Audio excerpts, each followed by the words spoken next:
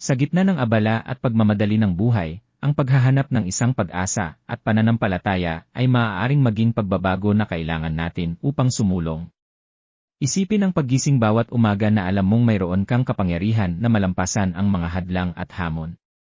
Ang motibasyong ito ay nagmumula hindi lamang sa ating sarili, kundi pati na rin sa mga nasa paligid natin na nagbigay inspirasyon sa atin sa kanilang tatag. Maging sa pamamagitan ng mga salita, mga aksyon, o ang tahimik na lakas ng isang sumusuportang komunidad, ang pag-asa at pananampalataya ay may kapangyarihang magbigay buhay. Tuklasin ang mga kwento ng mga individual na tumaas sa kabila ng kanilang kalagayan, pinakilos ng matatag na pananampalataya at pag-asa. Hayaan ang kanilang mga paglalakbay na maging iyong katalista para sa pagbabago, na nagpapaalala sa iyo na bawat kabiguan ay isang paghahanda para sa pagbabalik. Yakapin ang kapangyarihan ng pananampalataya at hayaan ang pag-asa na maging gabay na ilaw na magdadala sa iyo sa iyong mga mitiin.